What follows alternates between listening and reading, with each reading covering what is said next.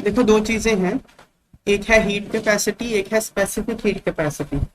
इन दोनों को समझो क्या है ये। देखो सपोज आपके पास वाटर है,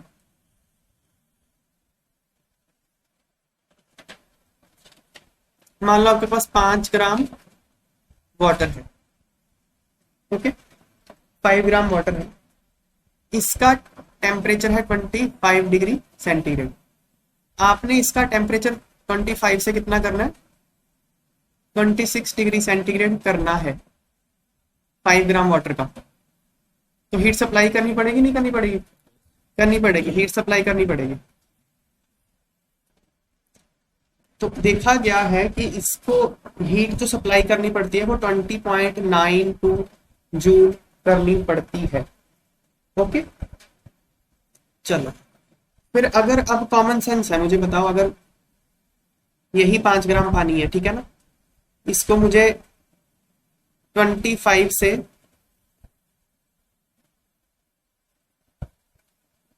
मुझे 25 से 27 डिग्री सेंटीग्रेड कर देना है ना, या आप ऐसे करो चलो, यहाँ करना 26 तक कर दिया था, 26 से फिर 27 करना है, ठीक है। तो यहाँ फिर से देखा गया कितनी हीट चाहिए, 20.9। थोड़ा सा वेरिएशन हो सकता है, वैसे स्लाइट वेरिएशन हो सकता है, पर हम सेम मान लेते हैं, इतना आएगा, ठीक है ना।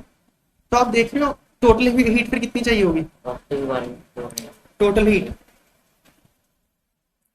ये आ गया 41.84 जूल। फिर और करेंगे तो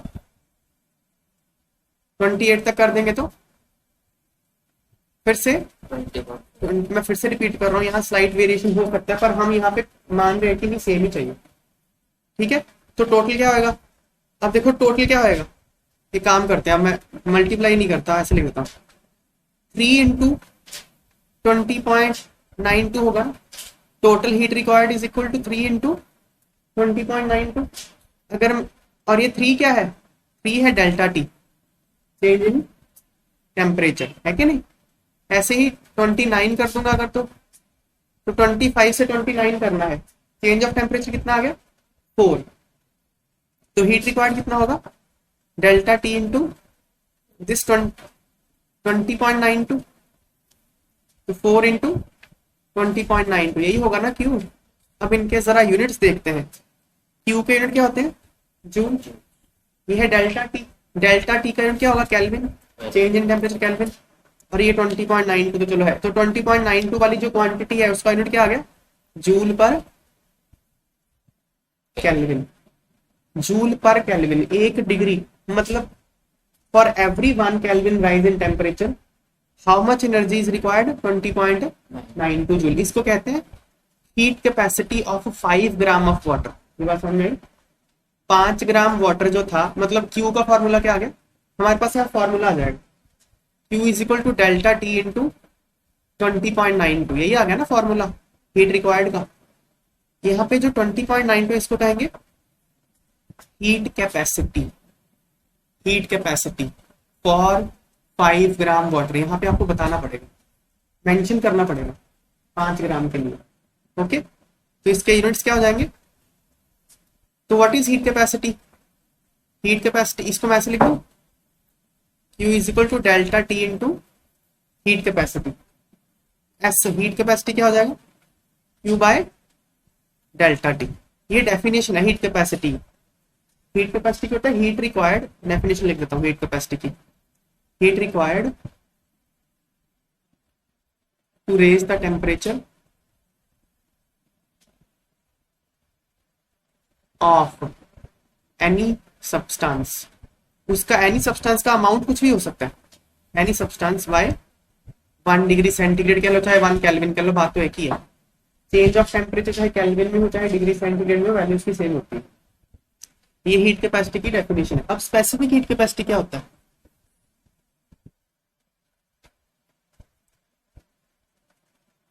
स्पेसिफिक हीट कैपेसिटी ये देखते हैं। ये होता है, यही देखो 5 ग्राम पानी है, 5 ग्राम वाटर, इसको हमने 25 डिग्री सेंटीग्रेड से 26 डिग्री सेंटीग्रेड कर दिया, तो हीट कितनी चाहिए थी हमको? 20.92 जूल। अगर मैं 1 ग्राम को करूंगा तो कितना आएगा? 1 ग्राम वाटर को अगर करूंगा तो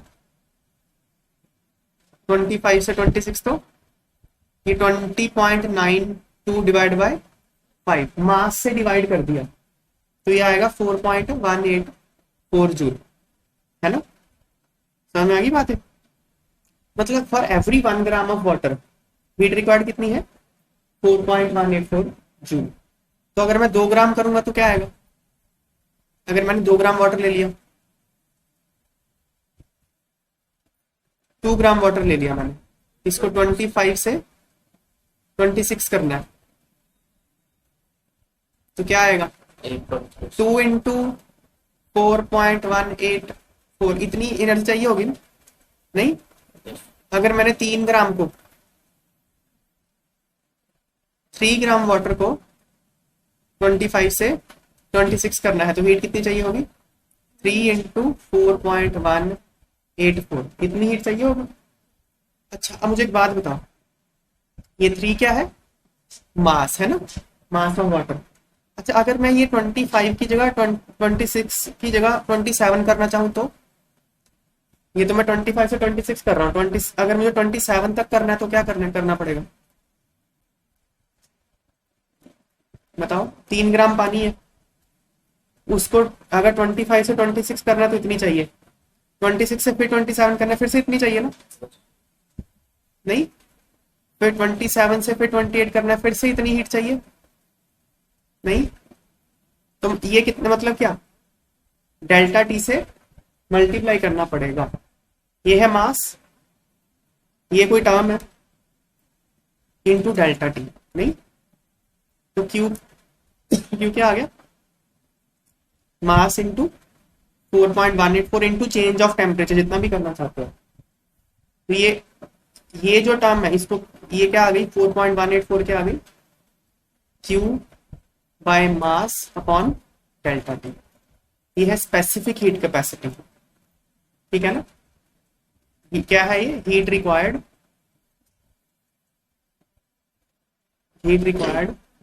to raise the temperature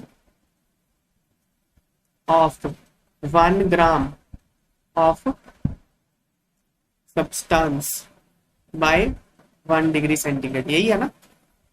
हाँ, अब मुझे एक बात बताओ, specific heat capacity amount of substance पे डिपेंड करेगी? नहीं करेगी, क्योंकि आपने मास से डिवाइड कर दिया है कि नहीं? जैसे देखो, हीट कैपेसिटी मास पे डिपेंड करेगी? फिर से रिपीट करता हूं, हीट कैपेसिटी क्या है? Heat required to raise the temperature of any substance by 1 degree. तो अगर एनी सब्सटेंस है, मान लो आपने 1 गिलास पानी ले लिया और एक टब भर के पानी ले लिया, दोनों का टेम्परेचर आपको 1 डिग्री बढ़ाना है, तो कहाँ ज्यादा हीट चाहिए? टब में ज्यादा हीट चाहिए। तो हीट कैपेसिटी तो अमाउंट ऑफ सब्सटेंस पे डिपेंड करती है, पर स्पेसिफिक हीट कैपेसिटी नहीं करती। क्यों? बिकॉज आप 1 ग्राम के लिए निकाल रहे हो। स्पेसिफिक हीट कैपेसिटी सिर्फ 1 ग्राम पानी के लिए है, कि 1 ग्राम पानी का टेम्परेचर 1 डिग्री बढ़ाने के लिए जो हीट चाहिए, तो आपने अमाउंट तो फिक्स कर दी। तो अगर 1 ग्राम के लिए एक्स अमाउंट ऑफ हीट चाहिए, 2 ग्राम के लिए 2x चाहिए होगी, 3 ग्राम के लिए 3x चाहिए, पर 1 ग्राम के लिए तो x ही चाहिए ना। तो अमाउंट पे depend, specific heat capacity amount पे डिपेंड नहीं करती। यही बात है बस। क्वेश्चन देखते हैं। Volume of gas is reduced to half from its original volume. कोई गैस था, उसका वॉल्यूम क्या कर दिया? हाफ कर दिया। स्पेसिफिक हीट कैपेसिटी चेंज होगी? नहीं, स्पेसिफिक हीट कैपेसिटी तो इंटेंसिव प्रॉपर्टी है, वो साइज पे डिपेंड नहीं करती, तो रिमेन कांस्टेंट। अगला, हीट कैपेसिटी एक एक्सटेंसिव प्रॉपर्टी है, पर स्पेसिफिक हीट कैपेसिटी एक इंटेंसिव प्रॉपर्टी है। ये तो बात समझ गए ना? इंटेंसिव प्रॉपर्टी क्या होती है? जो सिस्टम के साइज पे डिपेंड ना करे। एक्सटेंसिव प्रॉपर्टी क्या होती है? जो सिस्टम के साइज पे डिपेंड करती है, वो एक्सटेंसिव होती है। What will be relation between Cp and C for 1 mole of water? Okay,